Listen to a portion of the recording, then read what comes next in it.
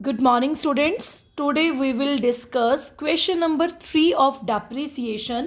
अब depreciation का question करने से पहले रीड करेंगे स्टेटमेंट क्या है. ये देखिए स्टेटमेंट क्वेश्चन नंबर 3 की क्या है.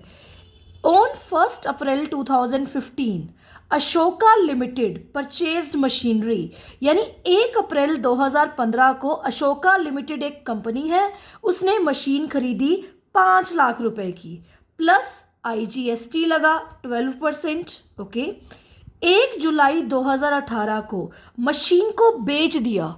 देखो अभी तक जो आपने 2 सम्स किए थे उसमें बेचने वाली बात नहीं थी, लेकिन इस सम में मशीन को बेच दिया. कितने में बेचा? 2 लाख में बेचा प्लस IGST लगा.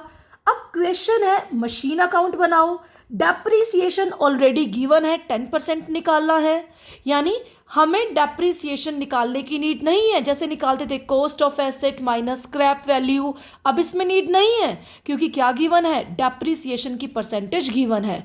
ओरिजिनल कॉस्ट मेथड का मतलब स्ट्रेट लाइन मेथड यूज करना है. तो स्टेटमेंट को कैसे करेंगे? ये है मशीन अकाउंट, क्योंकि मशीन अकाउंट ही बनाना है. सबसे पहले डेट लिखिए. 1 अप्रैल 2015 को मशीन खरीदी, तो मशीन खरीदी अशोका लिमिटेड परचेज्ड मशीन. तो मशीन खरीदते हैं तो एंट्री बनती है machine account debit to bank account. Machine account debit to bank account. कितने की मशीन खरीदी? 5 लाख. चलो एक चीज हम क्लियर करते हैं. इसने बोला 5 लाख की मशीन खरीदी प्लस IGST है, नहीं लगाना.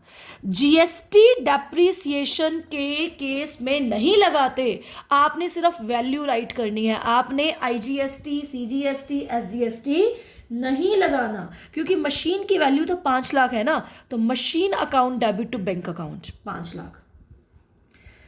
अब मशीन पूरा साल यूज हुई. ये मशीन 31 मार्च 2016 आ गया. 1 अप्रैल 2015, 31 मार्च 2016. क्या लगेगा? डेप्रीसिएशन लगेगा. तो मैंने लिख दिया बाय डेप्रीसिएशन अकाउंट. सब में गिवन है 10% लगेगा, तो 5 लाख का 10% यानी 50,000. तो हम लिखेंगे 31 मार्च 2016 को मशीन की कितनी वैल्यू रह गई? 5 लाख की मशीन, 50,000 डेप्रीसिएशन लग गया. इट मीन्स मशीन की वैल्यू रह गई 4,50,000. 4,50,000. अब 1 साल पूरा हो गया, डबल लाइन का यूज करेंगे. देखो अब ये साल पूरा हो गया, अब अगला साल आ गया 1 अप्रैल 2016. 31 मार्च के बाद 1 अप्रैल होता है. Next date. ये जो मशीन की वैल्यू है इसको फॉरवर्ड करो, तो कितनी मशीन की वैल्यू रह गई थी? 450. तो to balance brought down 4,50,000. Okay. अब ये साल कब खत्म होगा? 31 मार्च 2017. पूरा साल मशीन हुई, यूज हुई, तो क्या लगेगा? डेप्रीसिएशन लगेगा बाय डेप्रीसिएशन अकाउंट. कौन सा मेथड है? Straight line. सेम डेप्रीसिएशन लगेगा. इस साल भी डेप्रीसिएशन लगा 50,000. तो 31 मार्च 2017 को मशीन की कितनी वैल्यू बच गई? बाय बैलेंस क्लोज डाउन 4,50,000 में से 50,000 डेप्रीसिएशन लग गया, तो मशीन की वैल्यू कितनी बच गई? 4 लाख. साल खत्म हो गया और अकाउंट क्लोज करने के लिए डबल लाइन का यूज किया. अब 31 मार्च 2017 है, तो आ गया 1 अप्रैल 2017. अब मशीन की वैल्यू कितनी फॉरवर्ड करेंगे? To balance brought down. Machine की वैल्यू रह गई 4 लाख 1 अप्रैल 2017 को. इस साल भी मशीन पूरा साल यूज की, क्योंकि बेची 18 में है, तो जब तक नहीं बेची तब तक पूरा यूज हो रही है मशीन. 31 मार्च 2018 आ गया, पूरा साल खत्म हो गया. क्या लगेगा? डेप्रीसिएशन लगेगा. तो हमने लिखा बाय डेप्रीसिएशन अकाउंट. कितना डेप्रीसिएशन लगा? 50,000, क्योंकि सेम ही लगना है, स्ट्रेट लाइन मेथड है.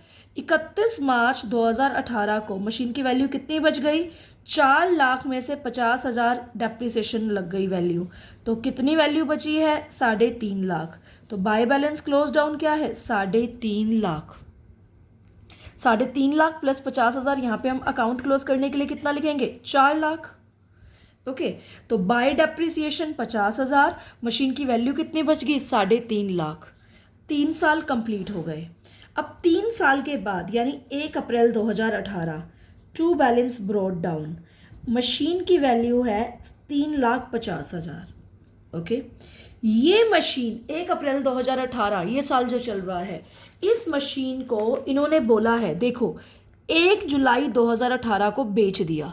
तो अब मुझे बेचेंगे तो यहाँ लिखेंगे, खरीदते हैं तो डेबिट में, बेचते हैं तो क्रेडिट में।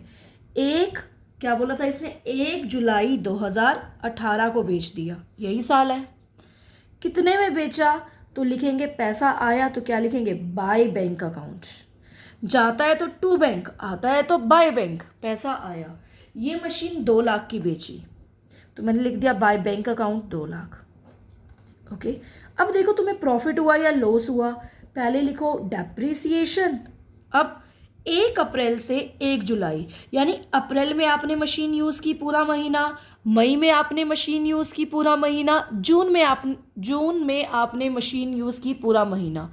3 महीने यूज़ की और 3 महीने के बाद बेच दी। तो बेटा पूरे साल का डेप्रिसिएशन 50,000 है। हमने लगाया ना 50 50 50। इस साल तो 3 महीने यूज़ हुई, अप्रैल मई जून, 1 जुलाई को तो बेच दी।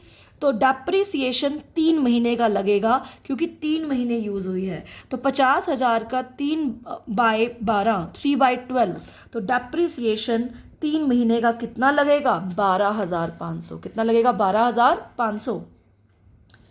फिर क्या लिखेंगे, बाय बैलेंस क्लोज डाउन से पहले आपको लिखना पड़ेगा कितना प्रॉफिट हुआ और कितना क्या हुआ, लॉस। अब इसमें तो बैलेंस बचेगा ही नहीं क्योंकि बिजनेस में क्या हुआ, प्रॉफिट हुआ या क्या हुआ, लॉस हुआ। चेक करते हैं कैसे पता चलेगा। मशीन कितने की है, 3,50,000 की, 12,500 का डेप्रिसिएशन हो गया।